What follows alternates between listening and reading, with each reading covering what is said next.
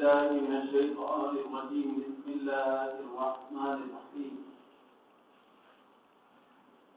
يا أيها الذين آمنوا لا تقولوا راعنا وقولوا انظرنا واسمعوا وللكافرين عذاب أليم. صدق الله مولانا العظيم. وقال تبارك وتعالى في عظمة حبيبه: إن الله وملائكته يصلون على النبي يا أيها الذين آمنوا صلوا عليه وسلموا تسليما. اللهم صل على سيدنا ونبينا مولانا محمد وعلى آل سيدنا مولانا محمد وبارك وسلم. صلاة وسلاما عليك يا سيدنا يا حبيبنا يا رسول الله.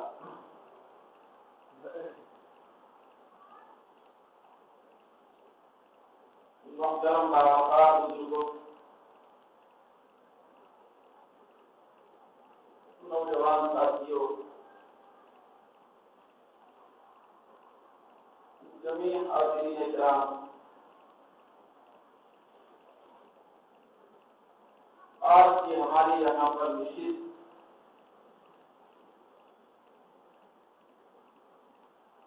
اللہ تبارک و تعالیٰ کے فضل و کرم سے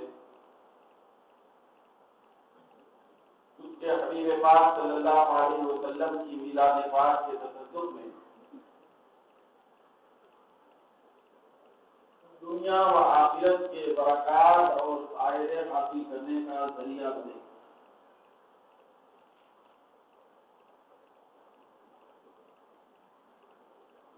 کیونکہ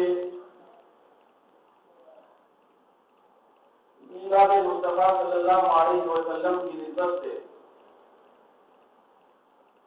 جشن میلاد النبی صلی اللہ علیہ وسلم کے حوالے سے جتنی باتیں ہوں گی وہ سب برکتوں سے پور ہوں گی. کیونکہ خیر کی بات کرنا اور خدا و رسول کی محبت کی بات کرنا یہ اعمال صالحہ میں اضافہ کرتا ہے. سب سے بڑی دولت یہ ہے کہ ایمان کی حقیقی ضرورت اور اس کی لذت کے حصول کا ذریعہ بنتا ہے. سورۃ البقرہ کی آیت پاک آپ کے سامنے پڑھنے کی سعادت حاصل ہوئی ہے. اس آیت پاک کے چند گوشوں کے سلسلے میں آپ کی توجہ مبذول کرانا چاہتا ہوں. اللہ تبارک و تعالیٰ کے کلام مقدس کی آیت پاک اور سنت رسول صلی اللہ علیہ وسلم کے کیسے پہلو رکھتی ہے اور ادب رسول کا کیسا پیغام رکھتی ہے. پھر ہمارے لیے اس کے اندر ایسے کون سے گوشے ہیں جو ہماری اصلاح کا سبب بن سکتے ہیں. یہ آیت پاک پیغام ہم کو کیا دیتی ہے؟ تو پیغام کو بھی سمجھنا ہے اور سنت خیر الانام کو بھی سمجھنا ہے. چنانچہ اللہ تبارک و تعالیٰ کا ارشاد ہو رہا ہے: یا ایھا الذین آمنوا لا تقولوا راعنا. اے ایمان والو تم راعنا مت کہو، وقولوا انظرنا کہو، واسمعوا اور غور سے سنو، وللکافرین عذاب علیم. کافروں کے لیے بڑا دردناک عذاب. اللہ تبارک و تعالیٰ نے جس انداز سے اس آیت پاک میں خطاب فرمایا اس کا خطاب ہو رہا ہے: یا ایھا الذین آمنوا. اے ایمان والو. رب العالمین ایمان والوں سے خطاب فرما رہا ہے اور یہ کہہ کے آیت پاک کا تعلق پہلے پارے سے سورۃ البقرہ کی آیت پاک ہے.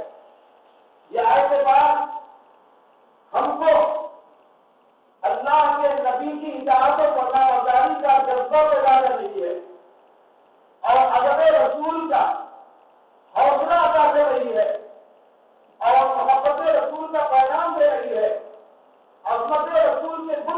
رہی ہے، سرکار کی ناطقات پڑھ رہی ہے، اور جو محبت رسول اور عظمت رسول سے خالی ہے، یہ آیت اس کے بارے میں فیصلہ بھی کر رہی ہے کہ اس کا انجام اور نتیجہ کیا ہے۔ اللہ تبارک و تعالی یا ایھا الذین آمنوا کہہ کر 88 مرتبہ قرآن مجید میں ہم نے گناہگاروں سے خطاب کیا ہے، سارے ایمان والوں کو اپنا مخاطب بنایا ہے، سارے ایمان والوں سے خطاب کیا ہے، ان کو ندا دیا ہے، جبکہ پہلی زندگی میں سابقہ امتوں میں یا ایھا الذین آمنوا کا خطاب امتوں سے نہیں ہوتا تھا، صرف پیغمبروں سے ہوتا تھا۔ اللہ رب العزت پیغمبروں سے فرماتا تھا کہ اے ایمان والو، پیغمبروں سے کہتا تھا یا ایھا الذین آمنوا، لیکن یہ ہمارے اور آپ کے آقا سرکار کائنات صلی اللہ علیہ وسلم کی میلاد شفاعت کی برکت اور اس کا تصدق ہے کہ رب العالمین نے جس انداز کا خطاب پہلے زمانے میں نبیوں سے کیا تھا، اس انداز کا خطاب امت محمدیہ سے کر رہا ہے۔ سبحان اللہ، سبحان اللہ۔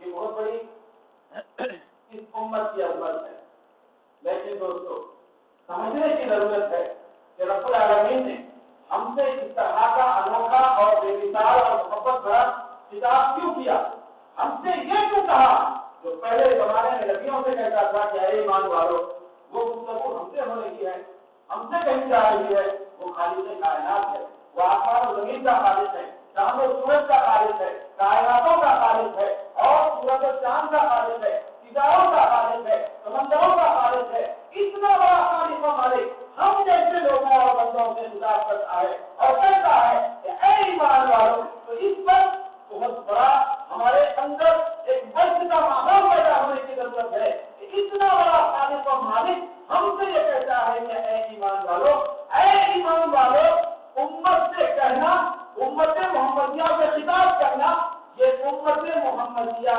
کے ساتھ رب العالمین کی محبت اور پیار کو بتاتا ہے۔ سبحان اللہ۔ پہلے زمانے میں بنی اسرائیل جو قوم تھی، ان سے بھی اللہ تبارک و تعالیٰ قوم سے بھی خطاب کرتا تھا، نبیوں سے کہتا تھا اے ایمان والو، امتوں سے کہتا تھا یا ایھا المساکین، اے فقیروں اور محتاج۔ پہلے زمانے میں امت سے خطاب کرنا ہوتا تو رب العالمین کہتا اے محتاجو، نبیوں سے کہتا اے ایمان والو، لیکن اس امت سے کہتا ہے کہ اے ایمان والو۔ اس امت سے خطاب کا انداز ویسا نہیں ہے جو پہلے زمانے میں ہوتا تھا، اس امت کے ساتھ خطاب ایسا نہیں ہے کہ اے محتاجو، حالانکہ وہ چاہے تو ہمارا رب ہے، وہ ہمارا مالک ہے، وہ غنی ہے، وہ مستغنی عن الحاجات ہے، وہ ہمارا پالنہار ہے، وہ ہمارا رب ہے، وہ ہمارے ساتھ بھی اس طرح کا خطاب کر سکتا تھا کہ اے محتاجو، اے میرے گھر کے محتاجو، اے سمجھو، اے فقیرو، اے بےنوالو، اے بے کسو، ایسا خطاب ہمارے ساتھ بھی کیا کر سکتا تھا، لیکن رب العالمین نے خطاب اور ہمارے سے مخاطب ہونے کا انداز کیوں بدلا؟ اس کی وجہ یہ ہے کہ اس امت کا بہت بڑا عظمت کا ماحول اس امت کو دیا گیا ہے، اس بڑے نبی کے صدقے میں دیا گیا ہے کہ پہلے کی امتیں ہوتی تھی جو موسیٰ کی امت کہلاتی تھی، عیسیٰ کی امت کہلاتی تھی، آدم کی امت کہلاتی تھی، نوح کی امت کہلاتی تھی، ابراہیم کی امت کہلاتی تھی، لیکن اس امت کی نسبت اتنی بڑی ہے کہ یہ حبیب خدا کی امت کہلاتی ہے۔ سبحان اللہ، سبحان اللہ۔ لہٰذا اللہ رب العزت نے انداز بدل دیا، ہم سے یہ نہیں کہتا کہ اے محتاجو، بلکہ کہتا ہے ایمان والو۔ بھائی ہمارے پاس ایسی کون سی دولت ہے؟ ان سے کہتا ہے اے محتاجو، تو محتاجوں کے مقابلے میں جب ہم سے کہتا ہے ایمان والو تو ہم دولت مند ہوئی، وہ محتاج، وہ تنگ، ہم مالدار۔ ہمارے پاس دولت کون سی ہے اور ان کے پاس کون سی دولت نہیں؟ پہلے بنی اسرائیل کے پاس دولت کس چیز کی نہیں تھی جس کی وجہ سے ان کو محتاج بولا جاتا؟ ہمارے پاس دولت کس چیز کی ہے کہ جس کی وجہ سے ہم کو مومن کہا جا رہا ہے؟ دوستو بڑے صبر کی بات ہے، بڑی محبت کی بات ہے، بڑا سمجھنے کی بات ہے۔ کبھی بھی یاد رکھنا، دنیا کا چلتا پھرتا کوئی بھی انسان ہو وہ محتاج ہو سکتا ہے، وہ تنگ ہو سکتا ہے، لیکن ایک مرد مومن کبھی بھی محتاج نہیں سبحان اللہ. کبھی بھی بے نوا اور بے قدر اور فقیر نہیں ہو سکتا. کیوں؟ اس لیے کہ کسی کے پاس دولت اور ریال کی دولت کی بنیاد پر دولت مند کہا جاتا ہے کسی کو، لیکن ہمارے پاس سب سے بڑی دولت نبی کے آل کی محبت کی ہے اور نبی کے کمال کی محبت کی ہے. سبحان اللہ. ہمارے ساتھ ایمان کی جو دولت ہے وہ سب سے بڑی دولت ہے. اس دولت کے مقابلے میں دنیا کا پیسہ، مال اور دنیا کا جتنا بھی ثروت کا حصہ ہے وہ بیکار ہے. دنیا کی جو دولت ہوتی ہے وہ ختم ہو جاتی ہے. دنیا کی جو دولت ہوتی ہے وہ قبر تک بھی ساتھ نہیں دیتی. دنیا کی جو دولت ہوتی ہے وہ قبر کے ماحول میں نہیں آتی. دنیا کا جو پیسہ ہوتا ہے وہ محشر میں کام نہیں آتا. دنیا کا جو بلڈنگوں کا بنانے کا انداز ہوتا ہے وہ محشر اور بنیاد پر کام نہیں دیتا. ہر قدم پر قبر سے لے کر حشر تک، پھر حشر سے لے کر جنت تک جو چیز کام آتی ہے وہ دولت ایمان کا مال. اسی لیے اللہ رب العزت نے ان کو فرمایا، پہلے کی قوموں کو، اے محتاجو، ہم سے جب بیان کرنے کا وقت آیا تو اللہ نے فرمایا اے ایمان والو. اس کا مطلب ہے کہ اے ایمان کی دولت رکھنے والے. تو ہمارے پاس ایمان کی دولت ہے، یہ بات تو سمجھ میں آ گئی. سب سے بڑی دولت مسلمان کے پاس کون سی ہے؟ ایمان کی دولت. یہ جملہ یاد رکھیں، مسلمان کبھی بھکاری اور فقیر اور کنجر نہیں ہو سکتا. کیوں؟ اس لیے کہ مسلمان کے پاس ظاہری طور پر رہنے کے لیے گھر نہ صحیح، ظاہری طور پر خرچ کے لیے پیسہ نہ صحیح، ظاہری طور پر اچھا لباس نہ صحیح، لیکن مسلمان اتنا کمال ہے تو اس کے سینے میں ایمان کی روشنی ہے. یہ دولت سب سے بڑی ہے. ایمان کی دولت سب سے بڑی ہے. اب آپ سے آگے بات کرنا ہے، اس کے لیے میں نے یہ ماحول بنایا. اتنی بڑی دولت ایمان کی مسلمان کے پاس کیسے آتی ہے؟ یہ دولت مسلمان کو کیسے نصیب ہوئی؟ یہ دولت کیسے باقی رہتی ہے؟ یہ ثروت کیسے باقی رہتی ہے؟ اللہ رب العزت آگے بولتا ہے. یاد رکھیں، جو دولت اور مال جتنا زیادہ اہم ہوتا ہے اس کا تحفظ اور اس کی حفاظت کا معاملہ بھی اتنا زیادہ کٹھن ہوتا ہے. اب قرآن کی روشنی میں پوچھیں کہ اے پروردگار تو ہمارے ہم سے خطاب کر رہا ہے تو ایمان کی دولت کی نسبت سے کر رہا ہے کہ اے ایمان والو، اے پروردگار ہمارے پاس ایمان کی دولت آ گئی، ایمان کا نور آ گیا، ایمان کا کمال آ گیا. سب سے بڑی دولت ایمان ہے. لیکن اے پروردگار یہ دولت آئی کہاں سے اور رہتی کیسے ہے؟ تو رب العالمین نے آگے فرمایا لا تقولوا راعنا، یاد رکھو اے اس ایمان کی دولت کو اپنے سینے میں رکھنے والوں، یہ دولت من نے میرے نبی کے ادب اور محبت کے صدقے میں تم کو دی ہے اور یہ باقی رہتی ہے نبی کے عشق اور ادب کے صدقے میں. سبحان اللہ، سبحان اللہ. اتنی بڑی دولت ایمان کی ملی نبی کے صدقے میں، باقی رہتی ہے نبی کے صدقے میں. یہ آگے سے مجھے بتا دیں کیا ہے. اللہ نے فرمایا اے ایمان والو تم میرے نبی کی بارگاہ میں آ کر راعنا مت کہو. یہاں تھوڑا توجہ کی ضرورت ہے. یہ راعنا کا کیا مطلب؟ صحابہ کرام سرکار کی بارگاہ میں حاضر ہوتے. آپ اب بھی جانتے ہیں بخاری مسلم وغیرہ میں حدیثیں موجود ہیں. حضور کی بارگاہ میں جب صحابہ حاضر ہوتے اور بیٹھتے تو معاملہ اور انداز ایسا ہوتا. روایتوں میں آتا ہے کہ اتنے ادب کے ساتھ بیٹھتے تھے کیونکہ وہ سید المرسلین کی بارگاہ میں بیٹھے ہیں. اس نبی کی بارگاہ میں بیٹھتے ہیں جس نبی کی چوکھٹ پر فرشتوں کا سردار جبریل امین بھی بغیر اجازت داخل نہیں ہو سکتا. سبحان اللہ. اس نبی کی بارگاہ میں بیٹھنے کا وقت آتا ہے صحابہ کرام کے لیے جو نبی اللہ کے مہمان بنائے جاتے ہیں عرش پر. تو سرکار کی بارگاہ میں جب صحابہ بیٹھتے تو اتنے ادب کے ساتھ بیٹھتے. روایت میں آتا ہے ایسے معلوم ہوتا جیسے ان کے سروں پر پرندے بیٹھے ہوئے ہیں، ذرا سی حرکت کریں تو پرندے اڑتے چلے جائیں. کتنے ادب کے ساتھ، ادب کا اتنا معاملہ کہ حرکت بھی نہیں کرتے یہ معاملہ ہوتا. اور ایک روایت میں یہاں تک آیا ہے جب صحابہ کا جب غفیر ہوتا مسجد نبی کی نبی کی زندہ دیوار ہوتے، مسجد نبوی کا چھت ہوتا، سرکار صحابہ کے درمیان میں ایسے ہی لوگ ہوتے جیسے ستاروں کی غروب پہ چاند ہوتا ہے. سبحان اللہ. سرکار بیٹھے ہوتے تو صحابہ फरमाते हैं, बयान करते हैं कि सरकार की बारगाह में हम लोग बैठने के बाद कोई सहाबी को ये मजाल नहीं होती थी जो सर उठाकर अपनी आंखों से सरकार के रूए सेवा को देख सके बिना तकल्लुफ।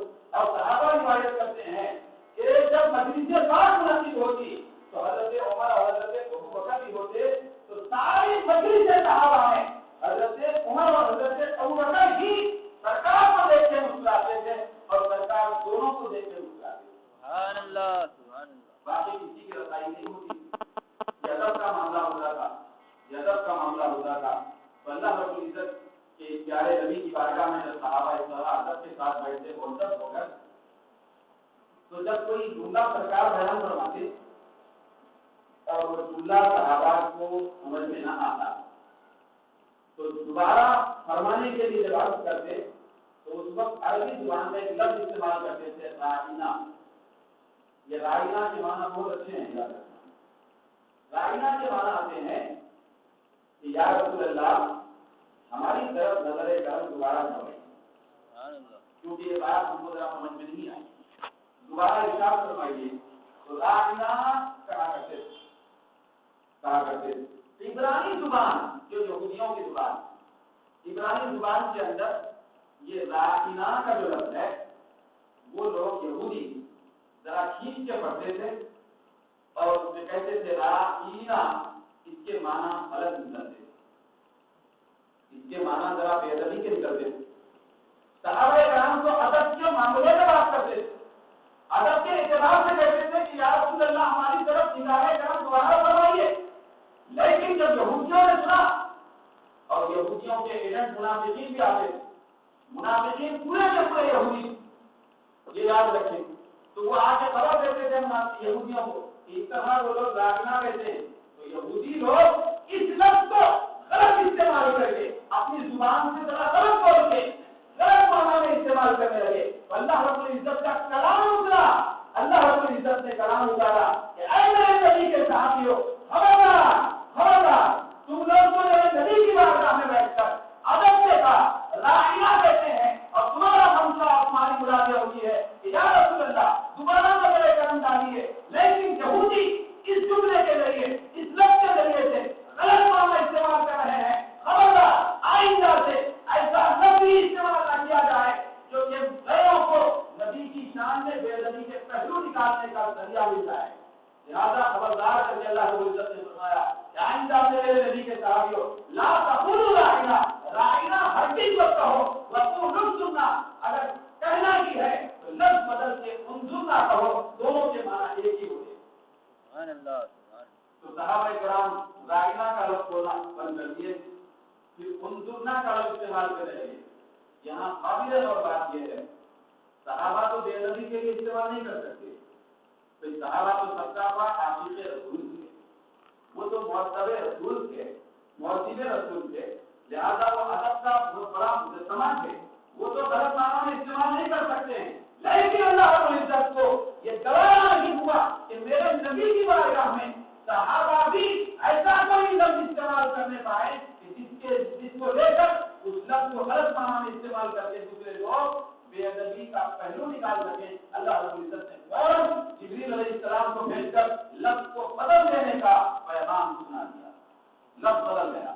यहाँ ठंडे दिल से सोचने की बात, लफ्ज के अंदर भी अपनी अच्छा पहलू है, लफ्ज के अंदर अच्छा माना है, लफ्ज के अंदर अदब का माना है, इस्तेमाल दूसरे लोग गलत माना में कर रहे थे।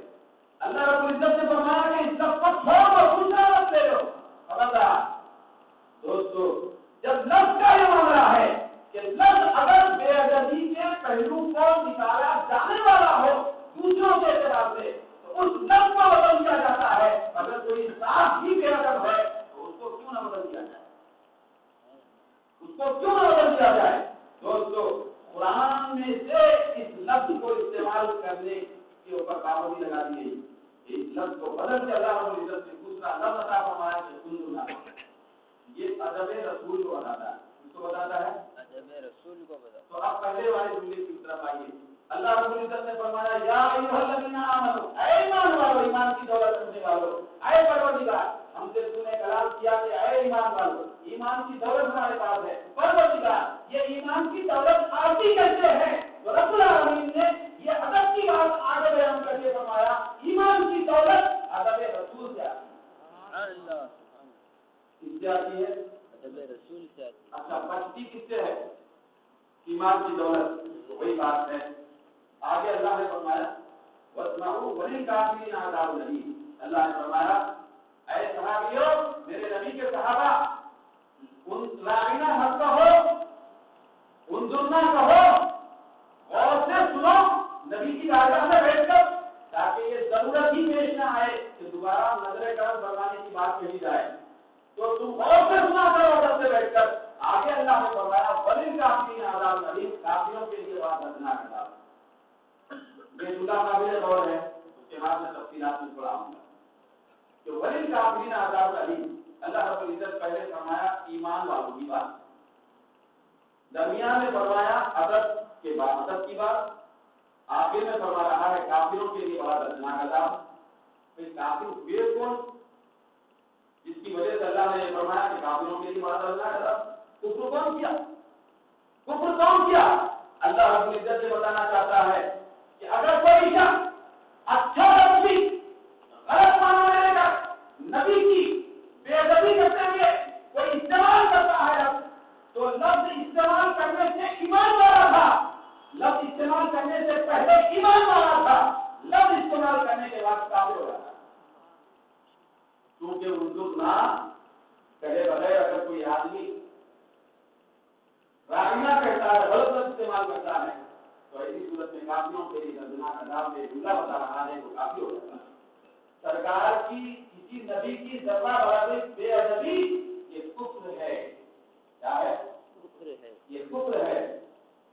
ابھی آپ نے سنا، دیکھیے کتنی بے باکی سے آج گستاخی کی جا رہی ہے، کیسے کیسے بے باکیاں لوگوں کے سامنے بیان کیے جا رہے ہیں، کیسے کیسے بے باکیاں ٹی وی چینل پر بیان کیے جا رہے ہیں۔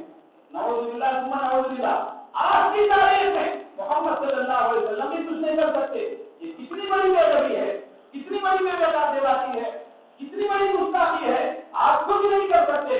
دوستو ذرا ٹھنڈے دل سے دل پہ ہاتھ رکھ کر سینے پہ ہاتھ رکھ کر سوچیں، اگر کوئی بیٹا ایسا ہے جوان ہو گیا، بچپنے کی منزلوں سے طے ہوتے ہوئے جوانی کی قوت تک پہنچا، جوانی میں پہنچنے کے بعد بوڑھے باپ کے سامنے کہتا ہے یہ آج میرے لیے کچھ نہیں کر سکتے، یہ میرے لیے کچھ نہیں ہے، تو دوستو اس باپ کو کتنی تکلیف ہوتی ہے، معاشرہ اس بیٹے کے اوپر کتنا لامتان کرتا ہے کہ جب تک یہ چھوٹے پن میں تھا باپ کی تربیت اور پرورش میں پلتا رہا، اور آج یہ کہتا ہے کہ میرے کو باپ کی ضرورت نہیں ہے، آج میرا باپ کچھ نہیں کر سکتا۔ تو باپ کی طرف بھی ایسا جملہ بولا جائے، وہ باپ جو صرف ہمارے جسم کا ذریعہ ہے، جسم کی پیدائش کا ذریعہ ہے اور جسم کی ترقی کا ذریعہ ہے، تو وہ نبی جو ہمارے ایمان کا ذریعہ ہے، بلکہ خدا جس نبی نے عطا کیا ہے، خدا کو ہم نہیں پہچانتے تھے، خدا کا تصور، ایک خدا کا تصور جس نبی نے دیا ہے، اتنی بڑی دولت ایمان دینے والے نبی کے بارے میں یہ کہا جائے کہ وہ کچھ نہیں کر سکتے، تو اتنی بڑی بے باکی اور بدتمیزی ہے۔ اسی لیے قرآن مجید کہہ رہا ہے کہ اگر کوئی ایمان والا بھی ہے لیکن بے ادبی کا شکار ہو گیا تو فوری کافر ہو جاتا ہے، فوری کافر ہو جاتا ہے۔ اب دیکھیے صحابہ کرام کا معاملہ کیا تھا، صحابہ کرام کی کیا کیفیت تھی؟ حضرت سیدنا عثمان غنی رضی اللہ تعالیٰ عنہ، سیدنا عثمان غنی رضی اللہ تعالیٰ عنہ مکہ تشریف سے گئے تھے، مدینے میں ہجرت کرنے کے بعد پھر دوبارہ سرکار عمرہ کرنے کے لیے جانا چاہتے تھے۔ پہلے حضرت عثمان کو روانہ فرمائے تھے مکہ کہ جا کے کافروں سے کچھ بات چیت کریں کہ ہم عمرہ کرنے کے لیے آ رہے ہیں، جنگ کرنا ہمارا مقصد نہیں ہے۔ حضرت عثمان وہاں چلے گئے، جانے کے بعد انہوں نے پورے تفصیلات بیان کیے کہ ہمارے نبی اور صحابہ عمرہ کرنے کے لفظ سے آنا چاہتے ہیں، تم لوگوں سے لڑنے کا ارادہ نہیں ہے، عمرہ کرنے دیا جائے، کعبے کا طواف کرنے دیا جائے۔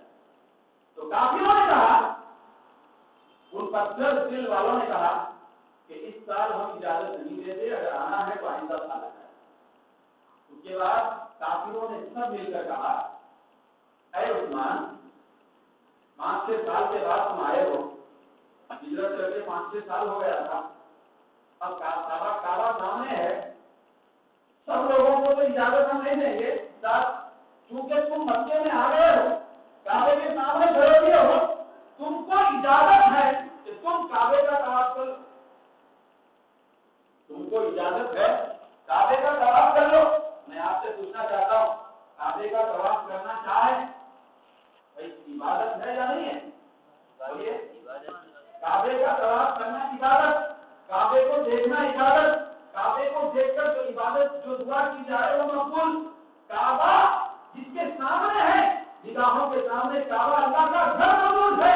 حضرت عثمان کو کفار مکہ اجازت دے رہے ہیں، ڈھیل دے رہے ہیں کہ تم کعبے کا طواف کر کے واپس چلے جاؤ، تمہیں اجازت ہے۔ حضرت عثمان غنی رضی اللہ تعالیٰ عنہ نے انتہائی مؤدبانہ جواب دیتے ہوئے برملا کافروں کی مجلس میں آپ نے ارشاد فرمایا کہ اے کافروں، اے مکے کے مشرکوں، کیا تم اس کو اتنا حقیر انسان سمجھتے ہو؟ کیا تم اس کو اتنا معمولی مومن سمجھتے ہو؟ کیا میرے ایمان کا تم امتحان لینا چاہتے ہو؟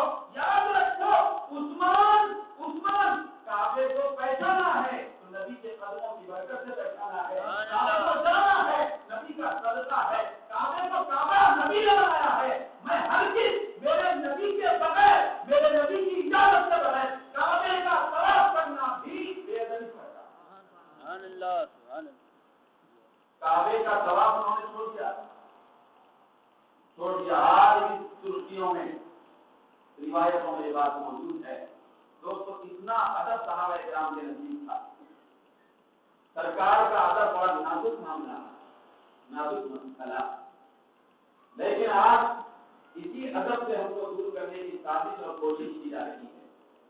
قرآن مجید کی جو آیت میں آج آپ کے سامنے پڑھا ہوں، یہ آیت جوڑ کر ہم کو یہ پیغام دے رکھی ہے، ادھر سے رہی ہے، یاد رکھو نبی کی بارگاہ میں چھوٹی سی بے ادبی بھی سارے ایمان کو تباہ کرتی ہے، اور پورے حجرات کی آیت ابھی آپ نے سنا کہ وہ سارے اعمال کو تباہ کرتی ہے۔ نبی کی بے ادبی کے بعد نہ ایمان رہتا ہے نہ عمل رہتا ہے۔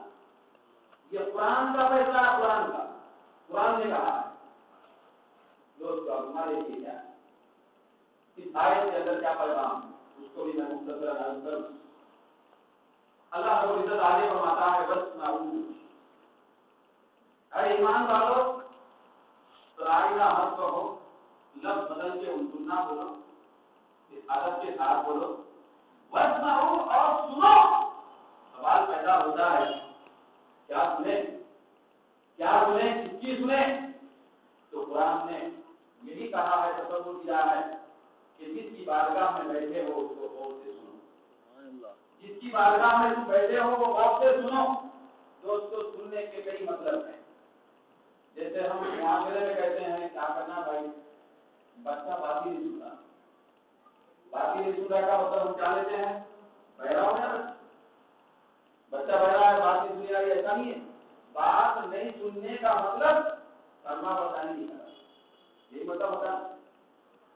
بچہ بات نہیں سن رہا کا مطلب ہوتا ہے فرما برداری نہیں کر رہا ہے۔ نہیں سننے کا ایک مطلب یہ بھی ہوتا ہے کہ بہرا ہے۔ نہیں سننے کا ایک مطلب یہ ہے کہ بہرا ہے۔ تو اللہ رب العزت فرما رہا ہے وَاسْمَعُوا، سنو۔ کیا سنو؟ نبی کی بات سنو اور عمل سنو۔ بولو کم، سنو زیادہ، کیونکہ نبی کی باتیں سننا ہی علم ہے اور دین ہے۔ سبحان اللہ، سنو۔ منافقین جب سرکار کی بارگاہ میں آ کے بیٹھتے تھے تو وہ لوگ سنتے تو ضرور تھے، لیکن قبول کرنے کے حساب سے نہیں سنتے، عمل کرنے کے حساب سے نہیں سنتے، اطاعت کے حساب سے نہیں سنتے، بلکہ گناہ اور معصیت کے اعتبار سے سنتے۔ چنانچہ قرآن مجید میں ان کے بارے میں بیان کیا گیا، وہ لوگ کہتے تھے سمعنا وعصینا، ہاں ہم سن لیے اور نافرمانی کر دی۔ اسی وقت وہ کہتے تھے کہ نافرمانی کر دی۔ دوستو، نبی کی باتیں سننا ہے، سننے کا مطلب اطاعت کرنا ہے۔ نبی کی باتیں سن کر اس کو اپنے عملی زندگی میں نافذ کرنا ہے۔ لیکن آج ہم نبی کے پیغام کو سن کر، سرکار کی باتوں کو سن کر، سرکار کے احکام کو سن کر، سرکار کے ارشادات کو سن کر کتنا زیادہ ہم اپنے عملی زندگی میں اس کو نافذ کر رہے ہیں اور کتنا زیادہ اس کے بارے میں تغافل اور تصاہل برت رہے ہیں، سستی کاہلی کر رہے ہیں، اس کا جائزہ ہم میں سے ہر فرد لے سکتا ہے کہ ہم نبی کی باتیں سن رہے ہیں۔ یعنی عمل کرنے کے اعتبار سے، اطاعت کے اعتبار سے سننا مراد، تو سنو، سن کے عمل کرو۔ منافقین کا یہ کام تھا کہ وہ سنتے تھے اور نافرمانی کرتے۔ نبی نے فرمایا قرۃ عینی، نماز کے اندر میرے آنکھوں کی ٹھنڈک ہے، نماز میری آنکھوں کی ٹھنڈک ہے، نماز میرے لیے بہت زیادہ پسندیدہ عمل ہے۔ لیکن آج ہمارا معاملہ کیا ہے؟ نبی کا ارشاد موجود ہے لیکن آج ہم سننے والے نہیں۔ سننے سے مراد، سنتے تو بہت ہیں اور میں بیان کر رہا ہوں، میں بھی بول رہا ہوں، آپ بھی سن رہے ہیں، لیکن مجھے بھی یہ سوچنا ہے کہ میں جو بول رہا ہوں اس میں میں کتنا عمل کر رہا ہوں۔ کہ آپ سن رہے ہیں تو آپ کتنا عمل کر رہے ہیں؟ تو دوستو یہ جملہ قرآن مجید کا ہم کو جھجوڑ رہا ہے کہ وَاسْمَعُوا، سنو، یعنی نبی کی اطاعت کرو، سنو اور نبی کی اطاعت کرو۔ ایک سننے کا مطلب یہ بھی ہوتا ہے کہ غور سے سنو، نبی کی بات کے سامنے اپنی بات کو وزندار بنانے کی کوشش مت کرو، اپنی بات کی کوئی اہمیت کرنے کی کوشش مت کرو، خالی سنو برکت ہوگی۔ چنانچہ مسند احمد اور دارمی ایک کتاب، اس کے اندر حضرت سیدنا ابو رافع رضی اللہ تعالیٰ عنہ سے روایت، حضرت ابو رافع جلیل القدر صحابی ہیں، سرکار دو عالم صلی اللہ علیہ وسلم ان کے پاس تشریف لے گئے، انہوں نے بکری ذبح کر کے کچھ پکایا۔ حضرت ابو رافع ہانڈی میں بکری پکی ہوئی تھی، سرکار وہاں تشریف لے گئے اور سرکار نے فرمایا اے ابو رافع بکری کا ہاتھ کھلاؤ، اس کا بعد میں سامنے کا ہاتھ، تو حضرت ابو رافع نے ایک ہاتھ بکری کا وہاں سے نکالا ہانڈی میں سے اور پیش کر دیا، سرکار اس کو تناول فرما لیے، پھر دوبارہ ارشاد فرمائے کہ ابو رافع بکری کا اور ایک ہاتھ کھلاؤ، تو اور ایک ہاتھ بھی نکالے اور سرکار کی بارگاہ میں پیش کر دیے، تو سرکار نے تیسری مرتبہ فرمایا ابو رافع بکری کا اور ایک ہاتھ کھلاؤ، تو حضرت ابو رافع نے عرض کیا کہ یا رسول اللہ صلی اللہ علیہ وسلم میں نے بکری ایک ہی ذبح کی ہے، پہلے تو آپ کو میں نے بتا دیا ہے، اور بکری کے دو ہی ہاتھ ہوتے، دو سے زیادہ تیسرا ہاتھ تو نہیں ہوتا، اور آپ فرما رہے ہیں کہ تیسرا ہاتھ بھی کھلاؤ، تو بکری کے تو دو ہی ہاتھ ہوتے ہیں۔ اب روایت میں آتا ہے یہ جملہ سن کر آقا دو جہاں سرکار دو عالم صلی اللہ علیہ وسلم نے ارشاد فرمایا کہ اے ابو رافع لو انک سکت لناولتنی ذراعا فذراعا ما سکت۔ مشکات اور احمد مسند احمد میں حدیث موجود ہے، سرکار نے فرمایا کہ ابو رافع میں بھی جانتا ہوں کہ بکری کے دو ہی ہاتھ ہوتے ہیں، تم کو ہی علم نہیں ہے، میں بھی اس بات کو بخوبی جانتا ہوں کہ بکری کے دو ہی ہاتھ ہوتے ہیں، لیکن تم سے میں نے عملاً تیسرا ہاتھ طلب کیا، اور یاد رکھو جتنی مرتبہ میں طلب کرتا اور اتنی مرتبہ خاموش رہ کے سن کے عمل کر کے دیتے جاتے تو بکری کے ہاتھ نکلتے جاتے اور میں بولتا سبحان اللہ، سبحان اللہ، چاروں ہاتھ بکری کے نکل جاتے۔ سبحان اللہ، یہ حدیث شریف موجود ہے۔ تو یہ حدیث کیا بتا رہی ہے؟ نبی کی بارگاہ کے آگے بولنا نہیں ہے، سننا ہے۔ نبی کی ارشاد میں کیا حکمت ہوتی ہے اس کو ہم آپ نہیں جانتے، صرف سننے میں اس کو لانا ہے اور عمل کرنا ہے، سننے میں لانا ہے اور عمل کرنا ہے۔ دوستو اسی عمل سے ہم آج دور ہیں، اسی سننے سے ہم دور ہیں۔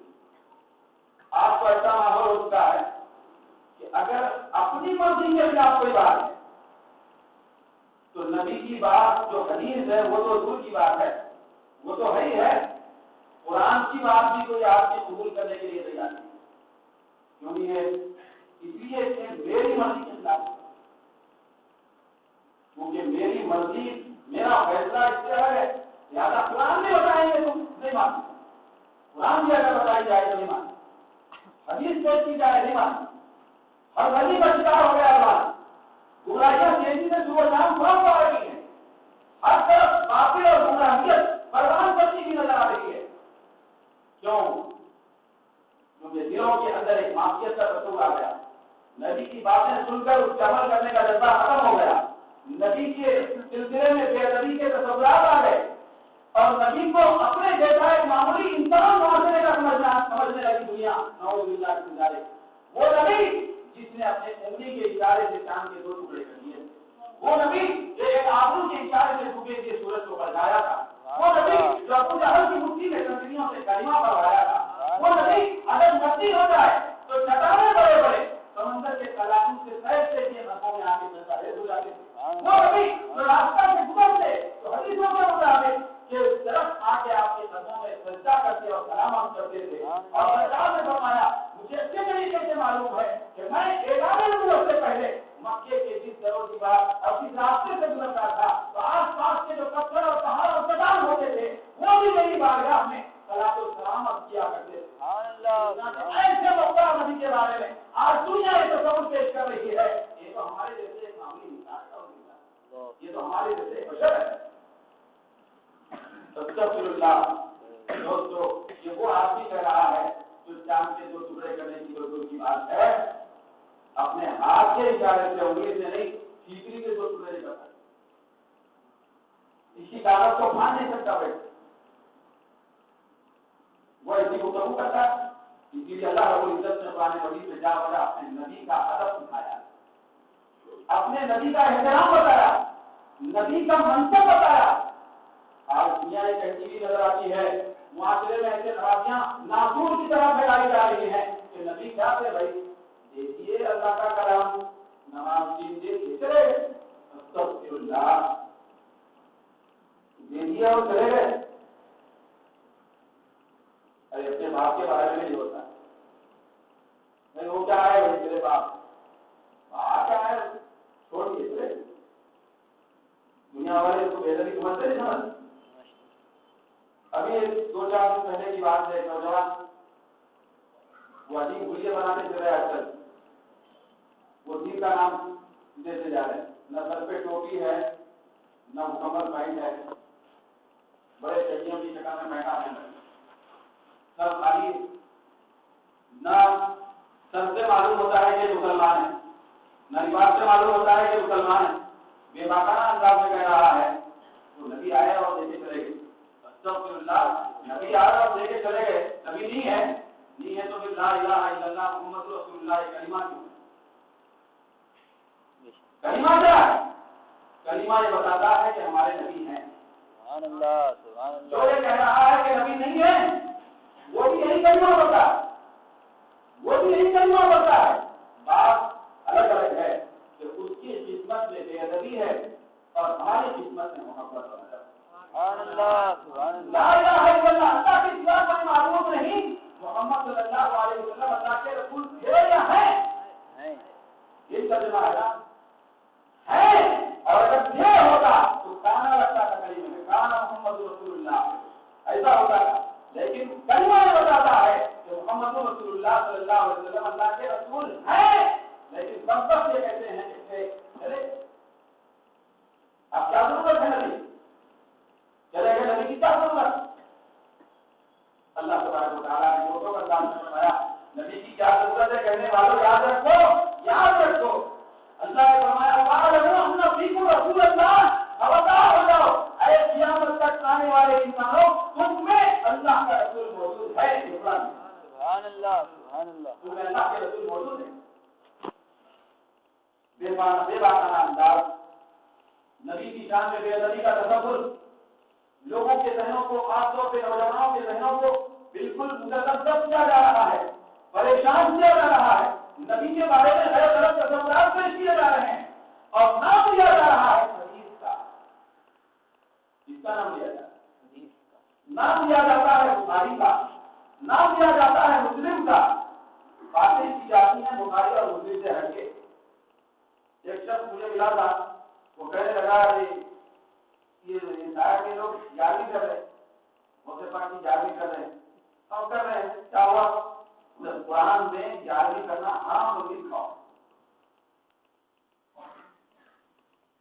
قرآن میں جاری کرنا حرام لکھا ہوا ہے۔ استغفر اللہ۔ میں نے اس سے کہا ٹھیک ہے، الحمد سے لے کے والناس تک ایک جگہ بھی اگر جاری کرنا حرام لکھا ہوا ہے تو دنیا والے اس کو چھوڑو نہ چھوڑو، میں تو سمجھنے کے لیے تیار۔ 11ਵੀं करना आराम लिखा हुआ। अब इसका फरमान खुदा का फरमान है, कुरान में ज्यादती का क्या है, कुरान में ऐसी आयत नहीं है, कुरान में ऐसा हुक्म ही नहीं है। अपनी तरफ से क्योंकि अपने ख्यालात और अकायद पहले बनाए गए हैं, कुरान को बाद में लिखा जाता है। अपने अकायद को पहले बता किए जा रहे हैं, बनाए जा रहे हैं कि ऐसा अकीदा, तो कुरान के मुताबिक ना निकलेगा। तो दोस्तों, ये ऐसी बदबख्ती की बातें और इंतहाई हरदर्दी की बातें जो अल्लाह के कलाम के सिलसिले में जो सब कह सकता है, आप बताइए कि उसके पास दीन का क्या अपने हाथ रह सकता है? क्या भी करना है? ठीक है, बताइए क्या है, कहाँ? मैंने उससे कहा कुरान तो दूर की बात है, तेरे पास तो एक हदीस दही की रही होती है, मगर मैं उसको भी कबूल करने के लिए तैयार हूँ। कुरान के अलावा अगर कोई ज़ईफ़ हदीस में भी ये बताता है कि जादू करना हराम है, तो जादू में नहीं मिलेगा। ये नाजायज और नाज़िमा बातें कुरान के बारे में बयान की जा रही है, कुरान के बारे में बयान की जा रही है। अब बहुत सारी चीजें हैं। अब ऐसा आगे मैं तो सुना नहीं हूँ, जो मैंने सुना था आपके सामने अर्ज कर दिया। ऐसा भी बोलते होंगे कुरान में आया मिलाद मनाना हराम। अब ये तो बोलते भी हम सुन रहे हैं मिलाद मनाना शिर्क। भाई कहाँ है शिर्क? शिर्क का है तो किसी ना किसी चीज की तरफ मंसूब करना पड़ेगा, कुरान की तरफ या हदीस की तरफ मंसूब करके बोले। नहीं, कहाँ है बताइए? नहीं, वो सहाबाए किराम और अल्लाह के रसूल ने नहीं किया था। सहाबा भी नहीं किए, सहाबा मिलाद बनाए, मिलाद का जलसा किए, लाइटिंग लगाए, नहीं किए। लिहाजा ऐसा करना हराम है और कोई आगे बढ़ के कहता है कि शिर्क है। अब ये अनुभव को मालूम होना चाहिए। अब से मुझे देखो भाई, सहाबाए किराम नहीं किए ना, तो जो सहाबाए किराम नहीं किए उसको होना चाहिए, नहीं होना चाहिए। अगर शिर्क है, हराम है, इस बात को खाएगा। जो सहाबा ने किए और अल्लाह के रसूल नहीं किए ना, इस अंदाज से काम, वो काम हराम और शिर्क, इस बात से तुम्हें खाया होगा, आप खाए रहे, लेकिन आगे बोलने के बाद तो खाया निकल गया। ठीक है, मिलाद का जलसा मनाना और जलसा करना ये हराम क्यों? इसलिए कि सहाबा ने ऐसी वजाहत के साथ नहीं किया था।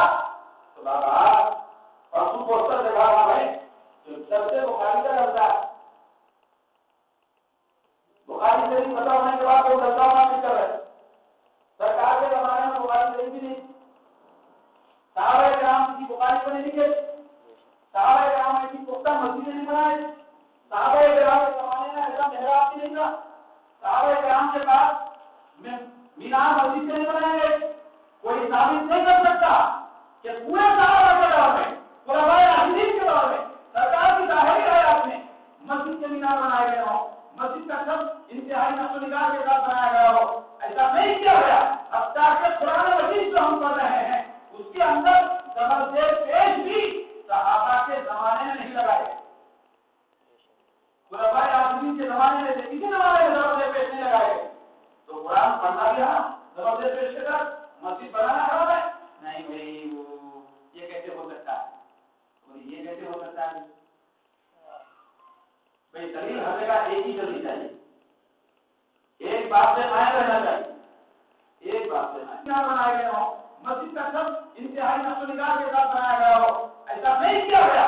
अब तक कुरान मजीद जो हम पढ़ रहे हैं उसके अंदर जबरदस्त पेश भी सहाबा के जमाने में नहीं लगाए, खुलाफाए राशिदीन के जमाने में किसी जमाने में जबरदस्त पेश नहीं लगाए। तो कुरान पढ़ना भी जबरदस्त पेश के साथ मस्जिद बनाना हराम है? नहीं भाई, वो ये कैसे हो सकता है, ये कैसे हो सकता है भाई? दलील हर जगह एक ही चलनी चाहिए, एक बात से कायम रहना चाहिए, एक बात से कायम। आप लोग यौमुल कुरान का जलसा मनाते हैं, क्या यौमुल कुरान? सारे जब 11 महीने नहीं करे तो नहीं करे, रमजान में बहुत ज्यादा था यौमुल कुरान का जलसा। जलसे यौमुल कुरान कौन मनाए?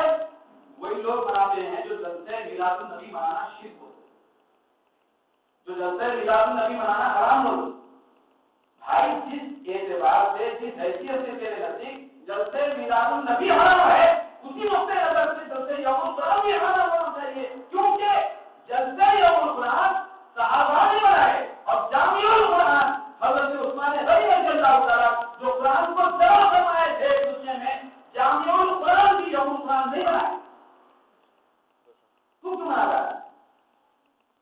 نہیں بھائی میں ہونا میں بنا میں ہوں ہم ہے ہمارا ہے ہم ٹھیکیدار ہیں تو نہیں بنا سکتے۔ ارے یہ قرآن جس کا تو ڈرتے یوم القرآن بناتا ہے یہ قرآن کس کے بدلے میں تجھے ملا، کس کے بدلے میں ملا؟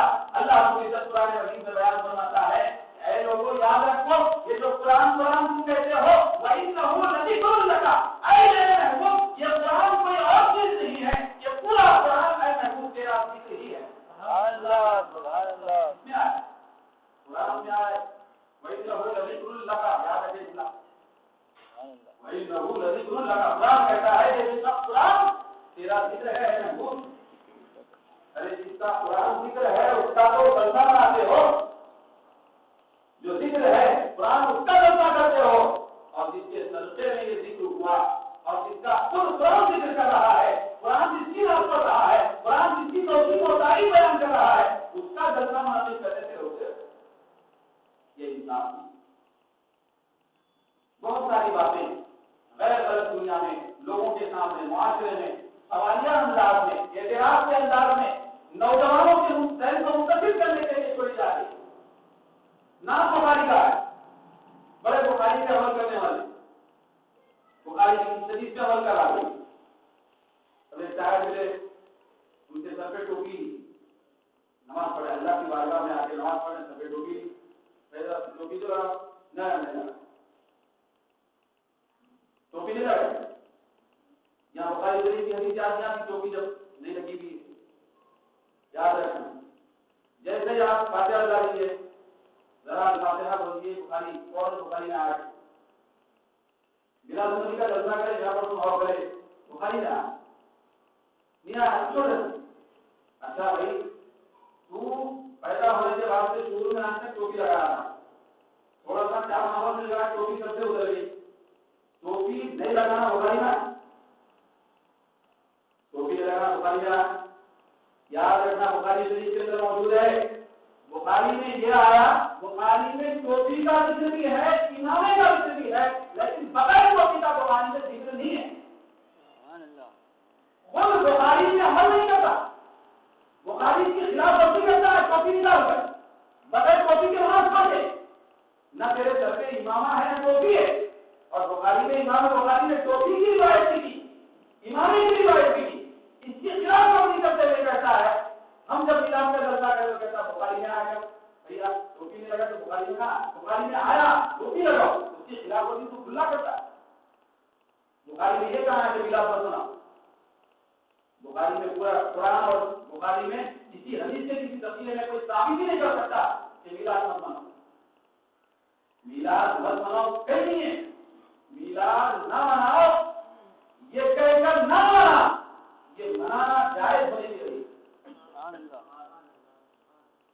یہ منانا جائز ہونے کے لیے اس لیے اللہ رب العزت نے فرمایا حرام چیزیں جتنی تھیں اللہ رب العزت نے اس کو تفصیل سے بیان فرمایا وقت فصل لكم ما حرم عليكم اللہ نے فرمایا کہ دیکھو میں حرام چیزوں کو تفصیل سے بیان کیا ہے اس کے علاوہ جتنی چیزیں ہیں اے لوگوں اے بندو سب جائے اگر کوئی آپ سے کہتا ہے میلاد منانا ناجائز ہے یادی کرنا ناجائز ہے کھڑے ہو کے سلام پڑھنا ناجائز ہے ایسا کرنا ناجائز ہے ویسا کرنا ناجائز ہے آپ یہ بتائیں گے کہ قرآن آپ کیا پوچھیں کہ قرآن اور حدیث میں اس کو ناجائز کہاں لکھا ہے یہ حرام کہاں بولا گیا اگر یہ بھی حرام ہوتا دیکھو وہ قرآن اور وہ حدیث جو قیامت تک آنے والے چھوٹے چھوٹے ناجائز حرام چیزوں کی تفصیل بیان کیا ہے یاجوج ماجوج کا تذکرہ حدیثوں میں موجود ہے قرآن میں موجود ہے آخری زمانے میں کیا کیا ہونے والا ہے قیامت کے دن قریب سب کچھ قرآن میں موجود ہے ایک ایک نازک بات کا ذکر اللہ رب العزت نے قرآن اور سرکار نے حدیث میں بیان کی اگر جاتی کرنا میلاد منانا حرام ہوتا تو نہ رب چھوڑتا نہ رسول چھوڑتے اس کو بیان کرتے خاص طور پہ ذکر کرتے اس کو حرام کرتے بیان کر دیتے جیسا یوں بیان کر سارے مسائل میں سب سے فرق یہی چاہیے. آج کا نوجوان پکچر دیکھ رہا وہی سکھانے حالی ہے اس کو ارے یہاں ناجائز بولنے والا کوئی پکچر دیکھ رہا ہوں. نوجوان غلط رویش پہ چل رہا ہے, نوجوان غیر غلط عورتوں کو دیکھ رہا ہے, نوجوان اگر کوئی آدمی غلط انداز سے دنیا کا شکار ہو گیا اس کے بارے میں بولنے والا کوئی نہیں ہے. اگر کوئی سرے فہرست صدر مسئلہ اگر کوئی ہے تو یہی ہے کہ میلاد منانا کیا نہیں. اتنا اہم مسئلہ اگر ہوتا تو اللہ رب العزت قرآن مجید میں کھلے طور پر بیان کرتا اور پہلے سب سے آتا کہ یہی کرنا کہاں ہے. تو دوستو اسلام کا مزاج یہ ہے, قرآن کا مزاج یہ ہے, حدیثوں کا پیغام یہ ہے کہ جتنی چیزیں حرام کر دی گئی تفصیل سے وہ تو ہے اس سے بچنا ہے. شراب حرام ہے بچیے, خنزیر حرام ہے خنزیر کا گوشت اس سے بچنا ہے, سود حرام ہے اس سے بچنا ہے, جوا حرام ہے اس سے بچنا ہے. جس طرح یہ برائیاں بہت سب کے قرآن اور حدیث میں بیان کیے گئے اسی فہرست میں اگر یہ بھی ہوتا تو اس کو بھی فہرست میں لگا کے بیان کیا جاتا نہیں. آج ایسی جو کھلے طور پہ برائیاں ہیں اس کے خلاف بولنے والا کوئی نہیں. بھائی ہم جب میلاد کا جلسہ کرتے ہیں تو اس میں کرتے کیا ہے. جب سے میں آپ کے سامنے کیا کر رہا ہوں سورہ بقرہ کی آیت پڑھا, پھر اللہ رب العزت کا جو پیغام ہے میں آپ تک پہنچانے کی کوشش کیا. بھائی اللہ کے حبیب صلی اللہ علیہ وسلم کی تعریف و توصیف ہوتی ہے تو یہ ناجائز کیسے ہوتا ہے, یہ ناجائز کیسے ہوتا ہے.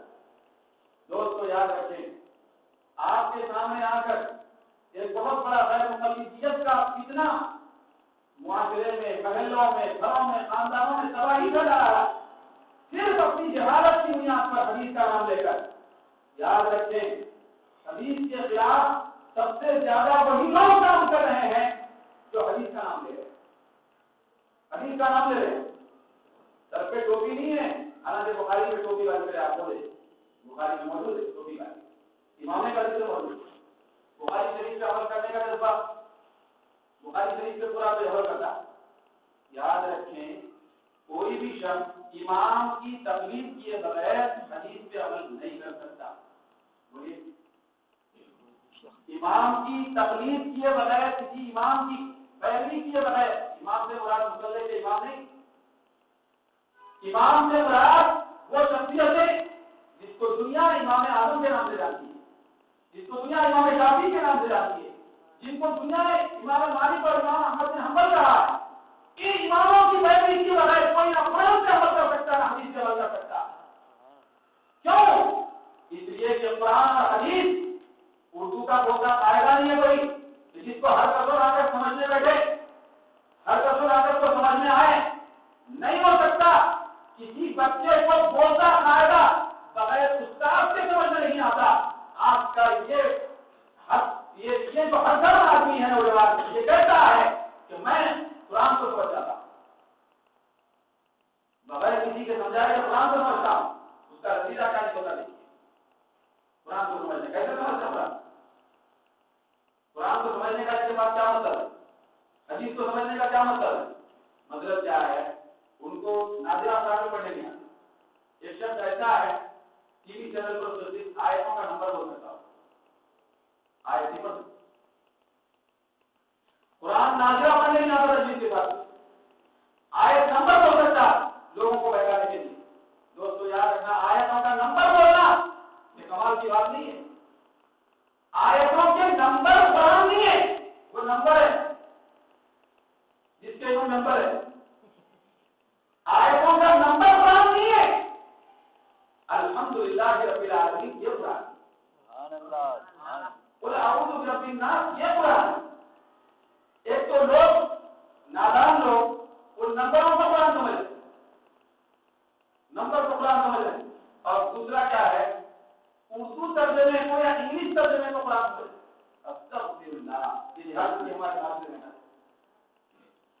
اردو ترجمہ قرآن نہیں ہو سکتا. آپ بتائیے اللہ نے اردو ترجمہ نازل کیا یا الحمدللہ رب العالمین جو عربی ہے وہ نازل کیا؟ الحمدللہ رب العالمین عربی ہے. تمام تعریف اللہ کے لیے جو تمام عربوں کا رب ہے یہ اردو ہے. اس کو آپ تیلگو میں بھی تبدیل کر لیجیے, ترجمہ انگلش میں کر لیجیے. تو ترجمہ قرآن نہیں ہے، قرآن وہ ہے جو عربی کے کلمات ہیں. تو جس کو عربی کے کلمات پڑھنے نہیں آتا، صرف اردو کلمے پڑھ کے کہتا ہے کہ میں قرآن کو پڑھتا ہوں. تجھے کیسے معلوم کہ اس شخص نے جو اردو میں ترجمہ کیا ہے وہ بہو وہ قرآن کے عربی ترجمے کے عربی کے اعتبار سے کیا ہے؟ وہاں جو عربی میں اللہ رب العزت پیغام پہنچانا چاہتا ہے وہ بہو وہی مقصد اردو ترجمے میں ادا کیا گیا ہے. تجھے کیسے معلوم؟ صرف اردو پڑھ کے کہتا ہے کہ میں قرآن کو سمجھنے والا قرآن کو سمجھنے والا. ٹھیک ہے، ذرا اس سمجھ کا جائزہ لیں. اماموں کی ضرورت نہیں ہے، تقلید کی ضرورت نہیں ہے، امام اعظم کو ماننے کی ضرورت نہیں ہے. استغفر اللہ، ہمارے امام اعظم اتنے بڑے امام جلیل القدر احناف کی جڑ بنیاد حضرت امام اعظم جو ہمارے رسول کی عطا ہے، ان کے بارے میں لوگ کہتے ہیں جہالت سے حد ہے کہ یہ اتنے بڑے جاہل تھے رسول اللہ امام اعظم کہ ان کو 17 سے زیادہ حدیثیں آتی تھیں. استغفر اللہ، جاتے 17 سے زیادہ حدیثیں آتی تھے. استغفر اللہ. ان نادانوں کو سمجھنا چاہیے کہ جو بچے صبح مساجدہ میں یا سوائیہ میں پڑھنے آتے ہیں ان کو 40 حدیثیں آتی ہیں. سبحان اللہ سبحان اللہ. نبی بچوں کو 40 حدیثیں یاد ہوتی ہیں، ہمارے امام کو 17 حدیثیں یاد ہیں. 17 حدیثوں سے زیادہ یاد نہیں. امام اعظم وہ امام ہے جو سارے محدثین امام بخاری کے دادا استاد. سبحان اللہ. امام اعظم کے بغیر حدیثیں دنیا کے اندر نہیں سمجھی گئی.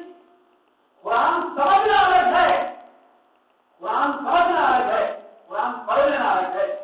اور قرآن سمجھنے کی باتیں کرنا یہ کہتے ہوئے کہ میں اردو میں سمجھ رہا ہوں، یہ سب سے بڑی نادانی اور سب سے بڑی جہالت. کیسے سمجھ رہے ہیں قرآن؟ اب قرآن مجید میں آیا وَاعْتَصِمُوا بِحَبْلِ اللَّهِ جَمِيعًا. آیت نہیں پڑھتے رہتے کبھی. اللہ کی رسی کو مضبوطی سے پکڑ لو. مسجد میں تو مولانا بیان کر دی اللہ کی رسی کو مضبوطی سے پکڑ لو. مسلیاں نماز پڑھ کے باہر نکلے، آسمان کی طرف دیکھ رہے ہیں، ہوا کی رسی، جبا کی رسی. اللہ کی رسی آئے گی کب اور پکڑوں گا. آیت کا جو ترجمہ ہے نا وہ صحیح نہیں. آپ کسی سے بھی پوچھیں، کوئی قرآن کا ترجمہ اٹھا کے دیکھ لے. وَاعْتَصِمُوا بِحَبْلِ اللَّهِ جَمِيعًا کا ترجمہ کیا ہے؟ اللہ کی رسی کو مضبوطی سے پکڑ لو. کہاں کی رسی بتائیے؟ اب اس کو مضبوطی سے پکڑنا ہے. اب یہاں میں آپ کو یہ بتانا چاہتا ہوں، آپ کے ذہن کو اس بات کی طرف مبذول کرنا چاہتا ہوں، جھنجھوڑنا چاہتا ہوں کہ اماموں کی ضرورت کیوں؟ اگر اماموں کو جس میں سے ہٹا دیا جائے، قرآن کو سمجھانے والے تھے، قرآن کو اللہ کی دی گئی صلاحیت کے ساتھ سمجھنے والے تھے اور دوسروں کو سمجھانے والے تھے، ان کو درمیان سے ہٹایا جائے اور صرف اتنا رکھ دیا جائے کہ اللہ کی رسی کو مضبوطی سے پکڑ لو. آپ اس کو پکڑ کے پوچھیے کہ پہلے تو پکڑ لے بتا بات پکڑ، پہلے رسی بتا. کیا یہ مطلب نہیں ہے کہ اللہ کی رسی جیسے دنیا کے اندر پھیلے کی رسی ہوتی ہے، پانی نکالنے کی رسی ہوتی ہے، یہی رسی مراد ہے؟ مگر قرآن میں سمجھ گئی تو دوست کو اس کا کوئی مطلب ہوگا، معلوم ہے اس کا کوئی مطلب ہوگا. لیکن ایسے لوگ ہوتے ہیں مطلب نہیں بتانا بھائی، ہم مطلب کی طرف نہیں جاتے. اس کا مراد اور مطلب نہیں، کھلا کھلا ہو گیا، کھلا کھلا جو ہے اس پہ عمل کرنے والے. ٹھیک ہے، اس پہ عمل کرنے بتاؤ. اللہ کی رسی بتاؤ، زیادہ لمبی چوڑی نہیں، آسمان سے زمین تک ایک ہاتھ کا رسی بتاؤ. نہیں بتا سکتا، اس کا مطلب الگ ہے. اب اماموں کی بارگاہ میں جب آتے ہیں، ان کی بارگاہ میں جب دام طے کرتے ہیں تو امام اعظم ابو حنیفہ کیسے یہ نظر آتے ہیں کہ اے امت مسلمہ، اللہ کی رسی سے مراد اللہ کا دین دین اسلام ہے. سبحان اللہ سبحان اللہ. اللہ کی رسی کو مضبوطی سے پکڑنے سے مراد اللہ کے دیے ہوئے احکام پر مکمل طور پہ پابندی کے ساتھ عمل کرنا ہے. سبحان اللہ. یہ مراد. اب حدیثہ بھی سمجھ میں اگر چلے آئے تو یہی معاملے پہ پیش آتے اماموں کے بغیر حدیث سمجھ لیا. اب یہ لوگ یہی معاملہ بتانے کے نہیں، جتنا حدیث کا جملہ ہے، قرآن کا جو جملہ ہے اس پہ ہم عمل کرنا ہوگا، اس سے آگے نہیں بتا. جیسے ان کے پاس ایک آیت رکھی ہوئی رہتی ہے، کوئی کما آنا بچہ کو مل لوں. اے نبی آپ فرماتے ہیں بے شک میں تمہارے جیسا بشر ہوں. یہ بولتے رہتے سب خیال ہے بشر بشر تمہارے جیسا ہی بشر ہوں. یہ آیت اچھی یاد ہے. یہ آیت کیا ہے؟ بہت اچھے طریقے سے یاد رکھیں بچے کو. تمہارے جیسا ایک بچہ ہو, اب وہ بولے نہیں یار بچہ کا مطلب ہے بچہ دے وہ مطلب کی طرف لے جاتا کیونکہ اس کی اپنی بات ہے نا, مطلب کی طرف لے. ارے نہیں صرف سنو تو صحیح, نہیں سننا نہیں چاہے تمہاری طرف وہ مطلب کی طرف لے جاتا کیونکہ اس کی اپنی بات ہے نا, مطلب کی طرف لے. ارے نہیں صرف سنو تو صحیح, نہیں سننا نہیں چاہے تمہاری طرف بس یہ بولتے نا آپ قرآن میں اللہ کے قرآن میں اللہ کی رسی ہو. اب جب اللہ کی رسی کے لیے مطلب میں جا رہا تمہارے جیسے بچے کیا ہوگا مطلب پہ نہیں وہ اس میں بس. حالانکہ اللہ نے آگے فرمایا میں تمہارے جیسا بشر ہوں یوحا الیہ, لیکن اتنا بڑا ہے اتنا زمین آسمان کا کہ تمہارا دوست تم اور ہو میں اور ہوں. ظاہری طور پر تم کو ایمان اور میری ذات سے قریب کرنے کے لیے یہ کہہ رہا ہوں کہ میں تمہارے جیسا بشر ہوں, لیکن خبردار یاد رکھنا یوحا الیہ صبح شام میرے پاس اللہ کی وحی ہے. سبحان اللہ سبحان اللہ. تیرے بات سننے میں غائب ہو گئی نہیں غائب نہیں تو نبی کے جیسا بچے سے ہو سکتا ہے. دوسری بات یہ ہے کہ اللہ نے یہ فرمایا آپ کی کھلی بات ہے وہاں پہ قرآن مجید ترجمے سے بات ہے کیا ہے قل اے میرے نبی تم کہو کیا تم کہو کہ میں تمہاری طرح بشر ہوں. اللہ نے یہ نہیں فرمایا کہ اے بندو تم کہو نبی میرے جیسے بشر. مجھے کون حق دیا کہ تو کہے کہ نبی میرے جیسے بشر ہے. اللہ نے تو نبی سے یہ کہا تھا کہ اے نبی کیونکہ آپ کے معجزات کو دیکھ کر آپ کے چاند کے دو ٹکڑوں کو کرنے کو دیکھ کر سورج سے پلٹانے کو دیکھ کر اور فضاؤں کے بدلنے کو دیکھ کر مریضوں کو صحت کرنے کو دیکھ کر مردوں کو زندہ کرنے کو دیکھ کر سمندر کے چٹانوں کو چلانے کو دیکھ کر جانوروں سے گفتگو کرنے کو دیکھ کر درختوں کے سلام کرنے کو دیکھ کر کنکروں کے کلمہ پڑھنے کو دیکھ کر اور چٹانوں کے سلام کرنے کو دیکھ کر کہیں دنیا تم کو پورا نہ سمجھے اس لیے نبی تم کہو کہ میں تمہاری سے سبق کروں. اس لیے بولا گیا تھا نبی سے کہا گیا تھا اس طرح بولو کیونکہ وہ زمانہ ایسا تھا حضرت عیسیٰ علیہ السلام کو جب مردوں کو جب آپ زندہ کرتے تھے تو مردوں کے زندہ کرنے کو دیکھ کر عیسائیوں نے حضرت عیسیٰ کو اللہ مان لیا, خدا بنایا, اللہ کا بیٹا بنایا. کہیں ایسا نہ ہونے پائے اس لیے کہ آپ کا جو سرتاپا ہے آپ کا جو سراپا ہے ایک ایک سراپا کا ایک ایک حصہ آپ کی ایک ایک ادا موجودہ ہے وہ حضرت عیسیٰ تھے جو صرف مردوں کو زندہ کرنے پر معمول تھے. اے میرے نبی ان کو میں نے مردوں کو زندہ کرنے کا ایک معجزہ دیا تھا اور صحت یاب کرنے کا ایک معجزہ دیا تھا, لیکن اے میرے خاتم الانبیاء اے میرے محبوب میں نے تم کو سرتاپا معجزہ بنا کر بھیجا ہے.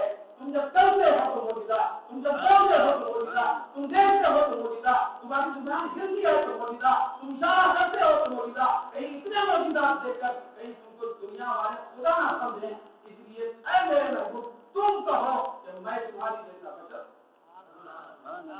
مگر ان کو کون بولا کہ یہ بولے کہ نبی ہمارے جیسے بشر ہے. اس کا وجہ ہے تو اس کا مطلب یہ ہے انما جس کو سننا نہیں چاہتا نہیں مطلب نہیں کیا مطلب نہیں آگے تو آئے جو میری طرف یہ آتی ہے تو یہاں تو بڑا ہوگا تیرے پاس تو وہی نہیں آتی مگر آگے کا جملہ نہیں پڑتا یوحا الیہ وحی آنے کا جملہ نہیں پڑتا کیونکہ اس کو تو بچانا ہے, اس کو تو شیطان کا رول ادا کرنا ہے, اس کو تو وہ تو شیطان کا ایجنٹ اور نمائندہ بن کر آپ کے پاس آیا ہوا. لہٰذا دوستوں قرآن اور حدیث کو سمجھنے کے لیے امام کی ضرورت ہے. امام کے بغیر کوئی قرآن اور حدیث کو نہیں سمجھ سکتا. اب موٹی موٹی جو نکالیں آپ کو بچوں کو پڑھاتے رہتے آپ بھی جانتے ہیں. ماں کے بارے میں آیا والدہ کی عزت اور عظمت کے بارے میں سرکار نے فرمایا کیا الجنت تحت اقدام الامہات, یہ ہے بھائی الجنت تحت اقدام الامہات کیا مطلب ہے اس کا؟ ماں کے قدموں کے نیچے جنت ہے. ایسے اوپر اوپر سے مطلب کی طرف لے جانے والے لوگوں اس میں سے تھا انہیں کیا کرا بڑا سمبل اور تھوڑا لے سمبل لے گیا تھوڑا لے گیا سمبا لے دوسرا گھر میں آیا اب اس کے بعد کرے یا بیٹھے ہوئے اچھا خاصا گھر ہے دیوان خانے میں والدہ بیٹھے ہوئے سمبل لیا اور وہاں سے دیوان خانے کو دے لگا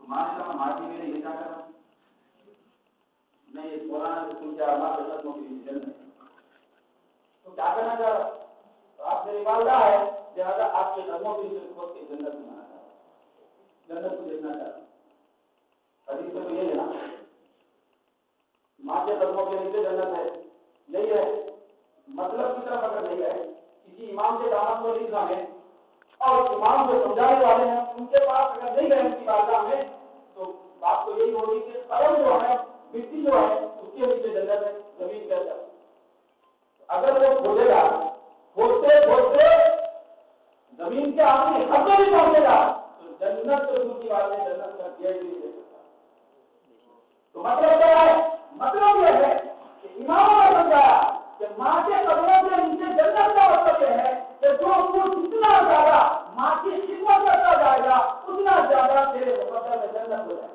سبحان اللہ ماں کے قدموں کے نیچے جنت کہہ کر یہ خدمت مراد نہیں ہے کیا مراد ہے خدمت مراد ہے اب آپ حضور کا کیا کام کریں والد صاحب کے پاس ہے اب حدیث میں آیا کہ باپ جنت کے دروازوں میں سے یہ جانے والا ہے والد صاحب کھڑے ہوئے اچانک اندر داخل ہوئے اب سینے پہ سر سے بڑا آدم ماں سے جائے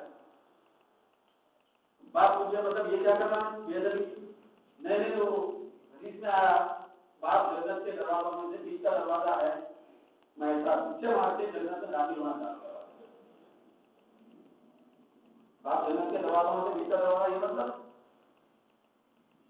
اس کا مطلب ہونا بھائی اس کا مطلب کیا ہے اس کا مطلب یہ امام نے بتایا اس حدیث کا مطلب خالی حدیث کو مطلب لینے سے دین اور حدیث سمجھ میں نہیں آ سکتے اس کا مطلب یہ ہے کہ جو شخص باپ کی خدمت اور باپ کی دیکھ بھال کرے گا باپ کا احترام کرے گا اور باپ کو پوچھے گا باپ کا ادب کرے گا تو وہ بروز قیامت اس شان سے جنت میں داخل ہوگا اور لوگ آجو بازو کے گیٹوں سے جائیں گے لیکن باپ کا وفادار بیٹا جنت کے بیچ کے بڑے گیٹ سے داخل ہوگا سبحان اللہ اب ظاہری مطلب کو لینے والے ذرا سوچنے کی بات ہے کہ حدیث میں امام کے بغیر سمجھ میں نہیں آتی اب بعض لوگ تو صرف بخاری کے حد تک محدود رکھ رہے ہیں بخاری میں آیا تھا بخاری میں آیا تو مانے گے نکلے مانے ٹھیک ہے تو بخاری میں لوگ یہاں مانے بخاری میں لوگ یہاں مانے بخاری شریف کی حدیث ہے عربی کی ہندوستان کی کبھی بھی حدیث ہے حدیث کی کتاب ہے بخاری شریف عربی 65 صفحہ اس کے اندر آتا ہے حضرت ابن عباس رضی اللہ تعالیٰ عنہ جلیل القدر صحابی ہے وہ بقیہ جا رہا ہے اور ہم بخاری کے خلاف کو عمل کر رہا عنہ جلیل القدر صحابی ہے وہ بقیہ جا رہا ہے اور ہم بخاری کے خلاف کو عمل کر رہے ہیں مجھے بخاری میں ممانعت تو نہیں ہے پھر اپنے طور پر عمل کرے اس کا جواب قرآن حدیث میں دوسرے حدیثوں اور آیاتوں میں موجود ہے ایسا عمل کیا جائے تو پھر ہم مجرم اور خطاکار ہو جائیں بخاری کی حدیث کا مطلب ہوگا چرچ میں نماز پڑھنے کا بہت سارے لوگ ہیں عید کا دن آیا عورتوں کو گاڑیاں بھر کے عید گاہ لے کے گیا بخاری میں آیا عید کے دن عید گاہ میں عورتوں کو لے کے گیا بخاری میں آیا بخاری میں یہ بھی تو آیا چرچ میں نماز پڑھتے بخاری میں یہ بھی تو آیا نا نماز دو فکر ہوتے بخاری میں یہ بھی آیا کہ امام کی نماز پڑھتے بخاری سے کیا کرنا ہے ساری بخاری کا عمل کرتے ہیں تو دوستو یہ صرف بخاری ایک نام ہے کوئی اس کا عمل نہیں کرتا حتیٰ کہ اماموں کی تقلید کا انکار کرنے والا اگر کوئی شخص ہے تو وہ کسی نماز کو یہ سنت ہے اور یہ فرض ہے یہ واجب ہے یہ بھی غلط ہے۔ عشاء کے 4 وقت کے بعد کتنی سنتیں ہوئی اور 2 سنت ہے نا، موقع رہا پوری بخاری اور قرآن پورے حدیث کے ذخیرے میں کہیں بھی نہیں ہے کہ عشاء کے بعد 2 رکعت سنتیں موقع ہے، یہ امام نے بتایا کہیں نہیں۔ بخاری اور مسلم کے کسی ذخیرے میں کہیں نہیں ہے کہ ظہر سے پہلے 4 رکعت سنتیں موقع ہے، بلکہ سنت موقع غیر موقع واجب فرض کفایہ یہ اجتماعی یہ پورے کے پورے اصطلاحات اور دین پہ عمل کرنے کے لیے پورے کے پورے سہولیات اگر کوئی فراہم کرے ہیں تو ہماری امام۔ اگر کوئی آدمی اماموں کو چھوڑا ہوا ہے اور چھوڑنے کا دعویٰ کر رہا ہے تو وہ وضو کے فرائض بھی نہیں سمجھ سکتا، وضو کے فرائض بھی نہیں جان سکتا کہ وضو میں کتنے فرائض نہیں ہو سکتا، وضو کے فرائض کو بھی نہیں سمجھ سکتا، قرآن کو سمجھنے کی ضرورت کی بات۔ تو دوستو آج کا پیغام یہی ہے کہ قرآن کو سمجھنا ہر ایک بس کی بات نہیں ہے، صرف نمبر پر قرآن نہیں سمجھا جا سکتا۔ قرآن سمجھنے کے لیے مفسرین نے فرمایا کہ تقریباً 7 علوم کی ضرورت پڑتی ہے۔ بھائی جس کو تجوید کے ساتھ نابینا سمجھے نہیں آتا، صرف ترجمہ دیکھ کر ٹک لگا کر ٹک سے اور نشانات ڈال کر قرآن کو سمجھنے کا دعویٰ کر رہا ہے تو سب سے بڑی جہاد ہے۔ کوئی نہیں سمجھ سکتا قرآن اماموں کے بغیر، اس کے لیے بہت ساری چیزیں گرامر عربی پڑھنا پڑتا ہے، ادب پڑھنا پڑتا ہے، فصاحت پڑھنا پڑتا ہے، بلاغت پڑھنا پڑتا ہے۔ بھائی عام ایک انگلش کی کتاب ہے، عام ایک اردو کی کتاب ہے، عام ایک مسئلے مسائل کی کتاب ہے، عام ایک اردو کی کتاب ہے، اس کو بھی کوئی بھی آدمی اپنے طور پہ نہیں سمجھ سکتا۔ قرآن کیسے سمجھ سکتا ہے؟ قرآن سمجھ یہ غلط صحیح میں شکار ہو رہے لوگ۔ اللہ نے فرما دیا قرآن سمجھنے میں آسان ہے، ایسا بولتے یہ دھیان کیا ہے قرآن سمجھنا آسان ہے؟ وہ بولتے آئے وَلَقَدْ يَسَّرْنَا الْقُرْآنَ لِلذِّكْرِ، بس یہ آیت بتا دی کہ قرآن سمجھنا آسان ہے، ہم سمجھ رہے کیا سمجھ رہے آیت کو نہیں سمجھا دیں کیا ہے اس کا مطلب کیا ہے؟ ایسا یاد رکھیں ہم نے قرآن کو یاد کرنے کے لیے آسان بنایا، یہ اللہ سمجھا کیا کرنے کے لیے؟ یاد کرنے کے لیے۔ اب یہ ہونا سمجھ آتے سمجھنے کے لیے آسان ہے، قرآن یاد کرنے کے لیے آسان ہے، سمجھنے کے لیے آسان نہیں۔ اگر قرآن سمجھنے کے لیے بھی آسان ہوتا تو قرآن کے ساتھ نبی کی کوئی ضرورت نہ ہوتی، کسی کتاب کے ساتھ کسی نبی کی ضرورت نہ ہوتی۔ میرا قرآن آتا کسی پہاڑ پہ حضرت جبریل آ کے رہتے تھے اور لوگ لے رہے تھے اپنا نبی کی کیا ضرورت ہوتی؟ تو دوستو نبی کی ضرورت ہی اس لیے ہے جو اللہ کی کتاب سمجھاتے، وہ اللہ کی کتاب کی تعلیم دیتے، لہذا قرآن اور حدیث کا سمجھنا ہر ایک کے بس کی بات نہیں ہے۔ یہ سب سے بڑی اس زمانے کی جہالت ہے کہ کوئی آدمی یہ کہہ رہا ہے کسی کالج کا طالب علم ہو کر، کسی یونیورسٹی کا طالب علم ہو کر یا کسی ایسے ہی اردو پڑھنا سیکھ کر وہ یہ کہہ رہا ہے کہ میں قرآن کو سمجھ رہا ہوں اور دوسروں کو سمجھا رہا ہوں، بہت بڑی بات ہے۔ اس کی وجہ سے بہت زیادہ غلط فہمیاں مانتے چل رہا ہے۔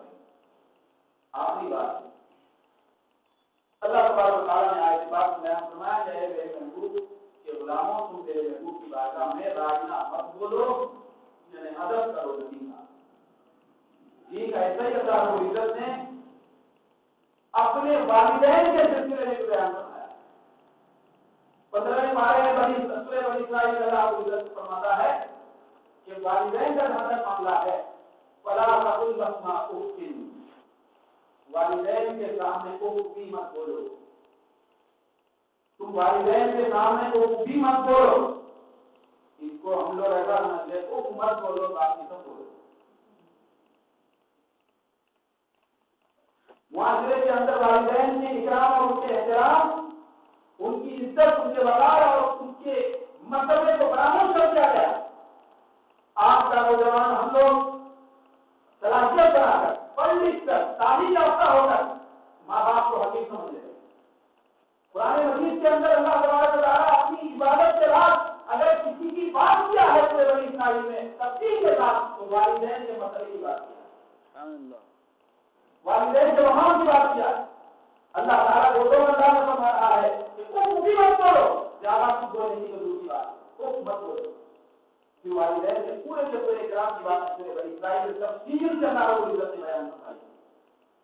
اللہ تعالیٰ قرآن مجید نے عبادت کی بات ایک جملے میں بیان کیا، لیکن والدین کی خدمت اور ان کے مسئلے کی بات 4-5 آیتوں میں بیان کرا.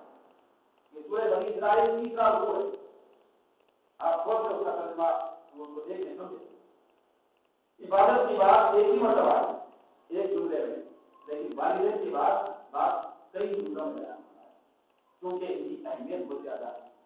کیونکہ والدین کی خدمت سے ہی کوئی آدمی اللہ کی عبادت تک پہنچ سکتا ہے،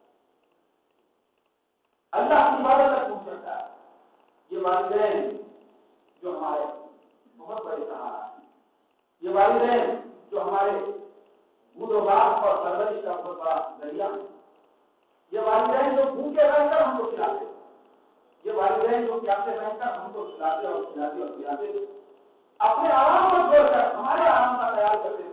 لیکن آج ہم اور معاشرے کا نوجوان ان والدین کے ساتھ بدتمیزی کرتے ہوئے نظر آتا ہے، ان کے ساتھ بےباکانہ الفاظ استعمال کرتے ہوئے نظر آتا ہے.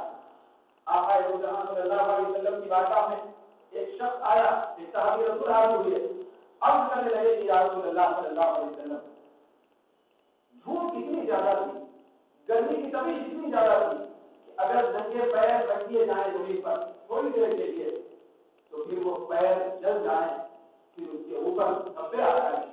لیکن ایسے گرمی کے ماحول میں ننگے پیر میں نے میری والدہ کو کندھے پر اٹھا کر کئی مرتبہ میں نے حج کرائے ہیں، اور میرے پیر جلتے رہے، میرے پیر صاف آلود ہوتے رہے، پیروں پر صاف آپ کے نشانہ ڈالے رہے، میں تڑپتا اور گرتا رہا، اور میں نے کئی مرتبہ اس طرح کا ان کے ساتھ نیکی کا معاملہ کیا. یا رسول اللہ، میں آپ کی بارگاہ میں یہ عرض کرنا چاہتا ہوں، جب میں نے اپنی والدہ کا حق ادا کر دیا ہے تو اللہ کے حبیب صلی اللہ علیہ وسلم نے فرمایا کہ اے نوجوان، اے میرے صحابی، اے میرے غلام، یاد رکھنا تیری تو اللہ کے حبیب صلی اللہ علیہ وسلم نے فرمایا کہ اے نوجوان، اے میرے صحابی، اے میرے غلام، یاد رکھنا تیری پیدائش کے وقت تیری ماں نے تیری پیدائش ہوتے وقت جتنے جھٹکے لیے گئے تکلیف کی وجہ سے، ابھی تو اتنا سب کچھ کر بھی ایک جھٹکے کا بدلہ بھی نہیں چکا سکا، ایک ہاتھ جھٹکے کا نہیں چکا سکا. یہ والدہ کا مقام ہے. دوستو، ہمارے نبی کا مقام کتنا زیادہ ہے، ہمارے نبی کی کتنی بڑی عظمت ہے، ہمارے نبی کی کتنی بڑی مثال ہے. اللہ تبارک و تعالیٰ جملوں کو بدل دیا، الفاظ کو بدل دیا کہ خبردار نبی کی بارگاہ میں میرے بے ادبی نہ ہونے پائے. اللہ نے فرمایا بڑا مانا رکھا دیا، اے محبوب، ہم نے آپ کو بہت زیادہ بلند کر دیا ہے.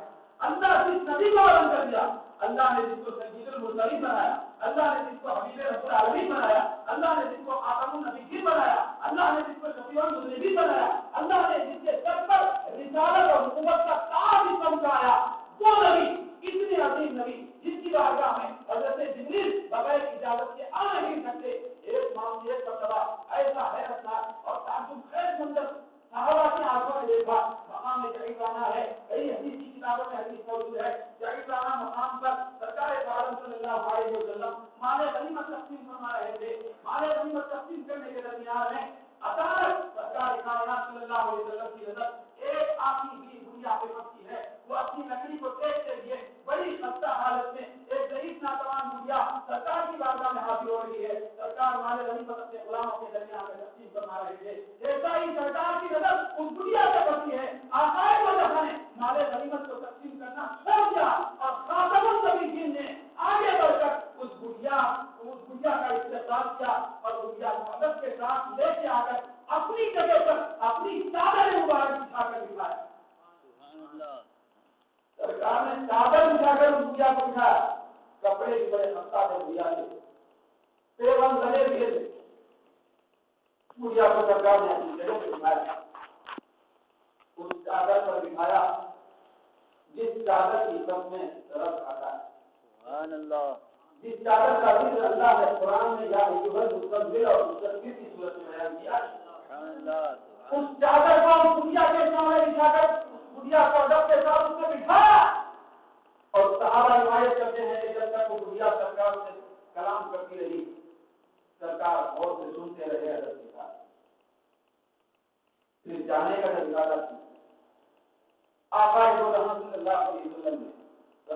للعالمین نے اٹھ کر اس کو اٹھایا، پھر اٹھا کر تو بہت دور تک لے جا کر الوداع کیا، پھر آ کر اپنی جگہ پر تشریف فرما ہوئے۔ صحابہ نے پہلی مرتبہ اپنی نظروں پہ منظر دیکھا، صحابہ کو رشک ہو رہا تھا کہ ایک اور خوبصورتی دنیا ہے کہ جس کا اکرام اور احترام سید المرسلین اتنا کر رہے ہیں، صاحب معراج کر رہے ہیں، صاحب مولاد کر رہے ہیں، تو صحابہ تعجب میں پڑ گئے۔ صحابہ نے عرض کیا، یا رسول اللہ، غیر معمولی آپ نے اس اجنبی بڑھیا پر اتنا لطف و کرم کیا، اس کی اتنی عزت کی، اس کا اتنا ادب کیا، یہ خوش نصیب بڑھیا کون ہے؟ آقائے کائنات صلی اللہ علیہ وسلم نے ساتھ فرمایا، کان کھول کے سننے کی ضرورت۔ سرکار نے فرمایا کہ اے میرے غلاموں، سنو، یہ جو بڑھیا ہے یہ وہی بڑھیا ہے جس کو دنیا دائی حلیمہ کے نام سے سبحان اللہ، سبحان اللہ۔ یہ میری دودھ پلائی ماں ہے، یہ میری رضائی ماں ہے، ان کو میری خدمت کرنے کا شرف حاصل ہوا تھا میرے بچپنے میں، میری پیدائش کے بعد۔ تو چنانچہ یہ میری رضائی ماں ہے، اس رضائی ماں کے احترام میں نے یہ سب کچھ کیا۔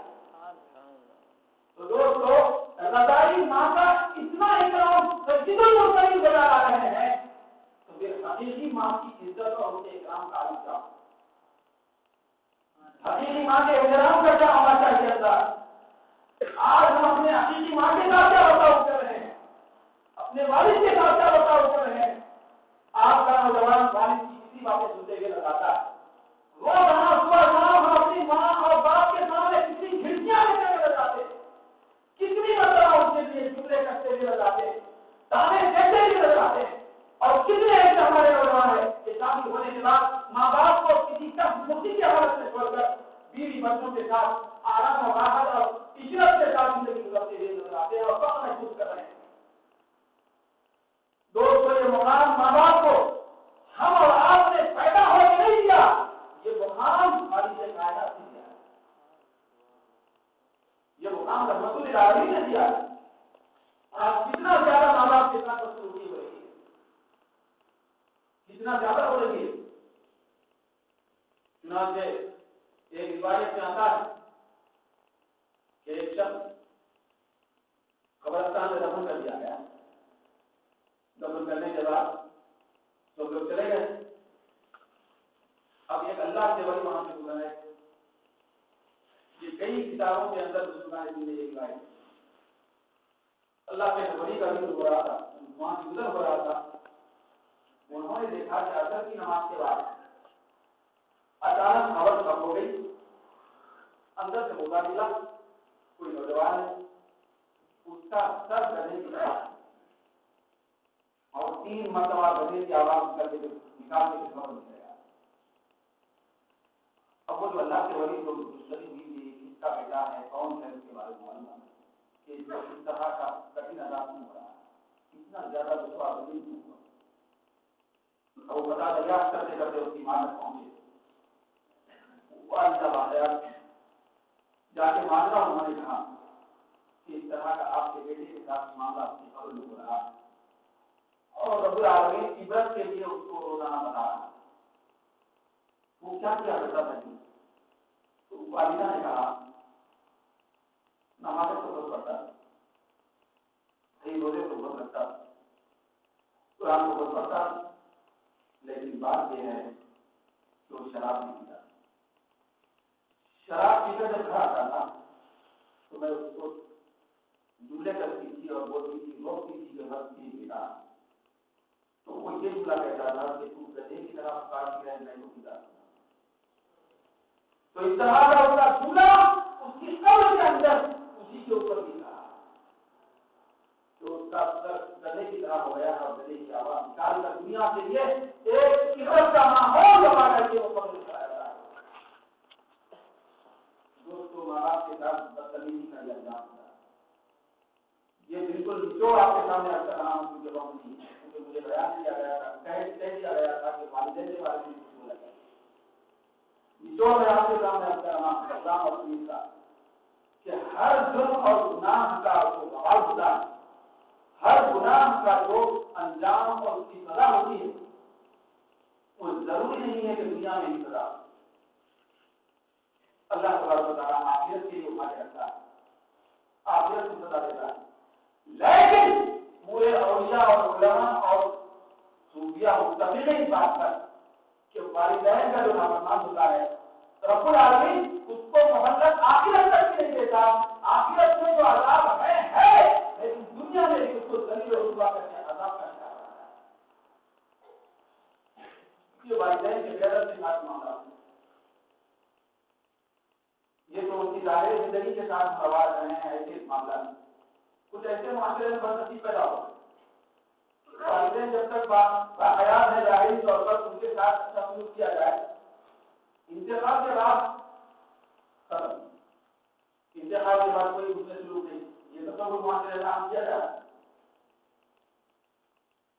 حالانکہ حدیث شریف میں آیا کہ والدین کے ساتھ دوسرے سلوک کرنے کا تعلق قبر میں جانے سے پہلے تک ہی محدود نہیں ہے, بلکہ قبر میں جانے کے بعد ہر منزل میں والدین کے ساتھ بیٹا دنیا میں رہ کے اس سے شروع کرنا ہے. اس کا طریقہ یہ ہے, سرکار نے ایک حدیث میں یہ طریقہ ہوتا ہے, والدین کے انتقال کے بعد اس نے سلوک کی انتہا نہیں ہو سکتی. ماں باپ کے ساتھ اس نے سلوک کا اختتام نہیں ہوگا, سلسلہ ختم نہیں ہوگا. سرکار نے فرمایا والدین کے وصال کے بعد والدین کے جو دوست احباب ہیں ان کے ساتھ اس نے سلوک کرنا اس اولاد پر ضروری ہے. اور ماں باپ کے دوستوں کے ساتھ, ملاقاتیوں کے ساتھ, رشتے داروں کے ساتھ اس نے سلوک کرنا یہ عین والدین کے ساتھ اس نے سلوک کرنے کے بعد یہ طریقہ ہے والدین کے ساتھ سلوک کرنے کا. پھر ایک روایت یہ ہے, وہ حدیث کے روایت بھی آپ پڑھ سنا کیونکہ اس کے سلسلے میں وہی شکو کو سنا پھیلا کرتے لوگ. سرکار نے فرمایا من زار قبر والدیہ و احدہما یوم الجمعۃ مرۃ غفر لہ ما کتب له.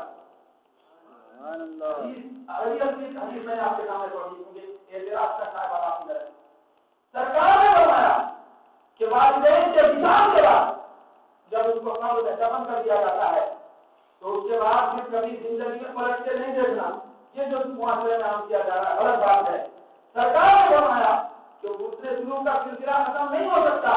ہم ہمیں دفن کیے جانے کے بعد منظارہ قبر والدیہ و احدہما, جو بھی شخص والدین میں سے دونوں کی قبر یا دونوں میں سے کسی ایک کا انتقال ہوا تو ایک کی قبر کی زیارت کے لیے جمعہ کے دن ایک مرتبہ کہیں جاتا ہے ہفتے میں ایک دن, تو اللہ تبارک و تعالیٰ والدین کی قبر کی زیارت کرنے کے صدقے میں خود زیارت کرنے والے بیٹے کی مغفرت فرماتا ہے اور اس کو نیک بھی دیتا ہے. سبحان اللہ, سبحان اللہ. میں کون ہے جو اپنی بخشش کرنا چاہتا ہے, ہمیں تو ہر آدمی اپنی بخشش کرانا چاہتا ہے. اس کا آسان نسخہ یہ ہے کہ والدین کی قبر کی زیارت کی جائے. پھر ایک حدیث میں سرکار نے یہاں تک فرمایا, کیا فرمایا, من کان سبان لوالدیہ کانت الملائکۃ تزور قبر.